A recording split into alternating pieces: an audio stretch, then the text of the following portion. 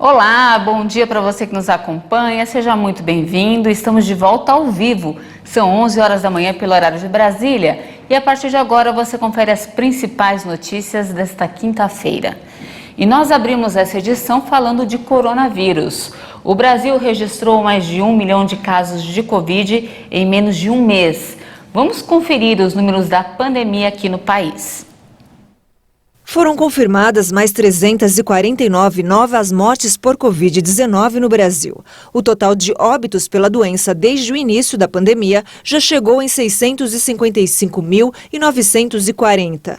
Também foram registrados 45.882 novos casos de Covid-19 no mesmo período. Ao todo, já são 29.478.000 diagnósticos confirmados. A média móvel de mortes chega a 355 vítimas diárias. Em relação a 2 semanas, a curva ainda apresenta tendência de queda, com uma variação de menos 32%. A média de casos na última semana foi de 40.682 registros por dia. Os dados também mostraram uma tendência de baixa, com uma queda de 36% em relação a 2 semanas. Hoje, no mapa da evolução da doença por regiões, 3 estados registraram alta: Rio Grande do Norte, Roraima e Tocantins. Em estabilidade, hoje estão 5 unidades da Federação: Amapá, Distrito Federal, Goiás, Minas Gerais e São Paulo. 19 estados hoje registraram queda. Agora vamos com um balanço da vacinação aqui no Brasil. De olho no nosso telão, o país já aplicou mais de 404.885.000 doses de vacinas contra a Covid-19. Segundo o Ministério da Saúde e as secretarias estaduais de saúde, mais de 174.912.000 brasileiros tomaram a primeira dose.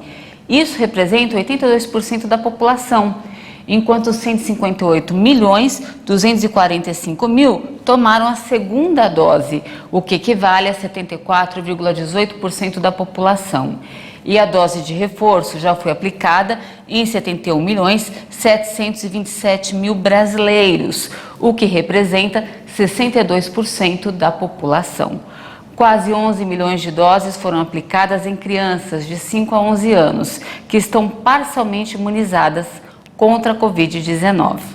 Agora, mudando um pouco de assunto, no destaque internacional, após a pergunta de um jornalista, o presidente dos Estados Unidos, Joe Biden, classificou o presidente russo Vladimir Putin de criminoso de guerra.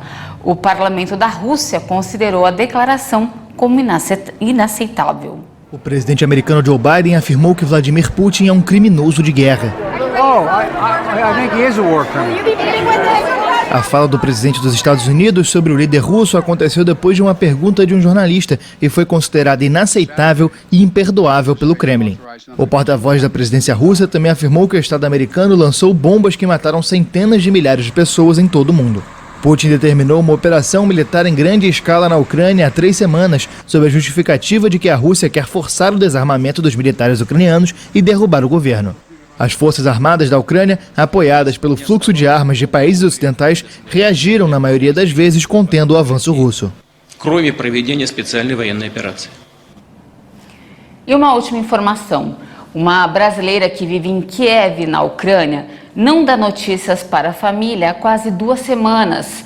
Os parentes dela, aqui no Brasil, já entraram em contato com o governo brasileiro para pedir ajuda. Ela mora em Mariupol, uma das regiões mais atacadas pelos russos. Vamos conferir na reportagem.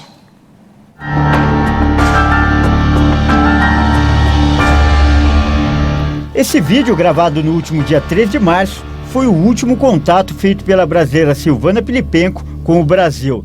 Na gravação, ela afirma não ter condições de deixar a Ucrânia, já que reside em Mariupol. A cidade fica próxima à fronteira com a Rússia e foi uma das mais atacadas pelos bombardeios. Como que está a situação aqui no momento? Mariupol está cercada pelas forças armadas, todas as saídas dessa cidade estão minadas, então é impossível tentar sair daqui nesse momento. Não saímos daqui antes, logo no início, porque nós temos... a mãe do meu esposo, a minha sogra, ela tem 86 anos e está muito fragilizada, é quase impossível a gente tentar se aventurar a sair dessa cidade com ela. Desde então, os familiares dela, que são da Paraíba, não conseguiram mais ter contato com a brasileira. O que tranquiliza um pouco os parentes é que a Silvana alertou durante o vídeo que a comunicação estava cada vez mais difícil, principalmente por causa das péssimas condições da internet. Caso eu dê alguma sumida, sim, algumas pessoas ficaram preocupadas, é porque a nossa internet não está boa, está oscilando muito e eu não sei até quando teremos internet, né? A Beatriz é sobrinha da Silvana e conversou com o nosso reportagem.